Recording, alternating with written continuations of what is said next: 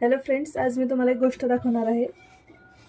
हा चांदीचा करंडा जो की मला माझ्या मिस्टरांच्या आजींनी दिलेला आहे. हा खूप जुना करंडा दिसत आहे.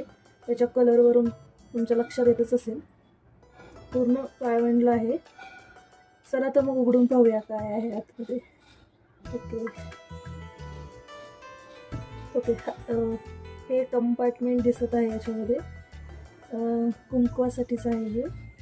आणि ओके, असं झाकण हे असं लावता येणार आणि झाकणामध्ये पण आणखी एक कंपार्टमेंट असल्यासारखं वाटत आहे.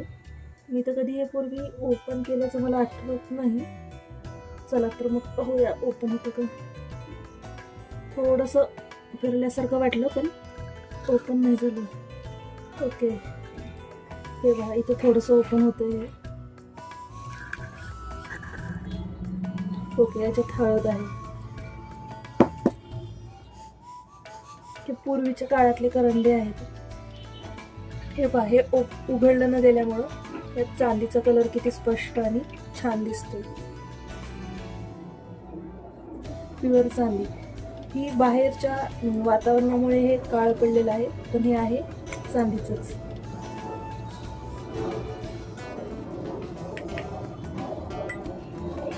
आणि किती छान सुविधा केलेली पूर्वी आहे की एकत्र सगळं भेटलं. हे पहा, इथे पण तुम्हाला पाहता येईल हे पूर्ण चांदीचा जो पाट वातावरणाच्या संपर्कात आलेला नाही, तो पूर्ण तसाच चांदीचा पांढरा शुभ्र दिसतोय आणि बाकीचा खालचा पाट काळवंडला आहे. आणि हे शक्यतो त्यांनी वारंवार कुंकवाचा पाट यूज केलेला आहे, त्यामुळे तो देखील आतमधून काळवंडला आहे. पण जर हळदीचा जर पाट पाहिला तर तो कम्प्लीट चांदी आपल्या लक्षात येते. आणि हे किती सुंदर डिझाईन केलेलं आहे आणि ते प्रॉपर त्याच्यावर हा मस्त गोल आणि हेच फुल आतमधून सुद्धा किती सुंदर दिसतंय. म्हणजे जुनं ते सोनं म्हणतात ते उगच नाही. आणि मला हा खूप आवडलेला आहे.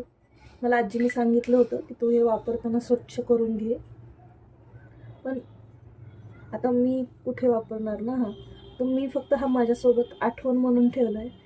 खूप दिवस हा होता देवघरात ठेवलेला, बट नंतर म्हटलं की तिथंही त्याचं काय काम ना. बाकीच्या गोष्टी आहेत तर आपण वापरत नसू तर ते व्यवस्थित आतमध्ये ठेवून द्यावं.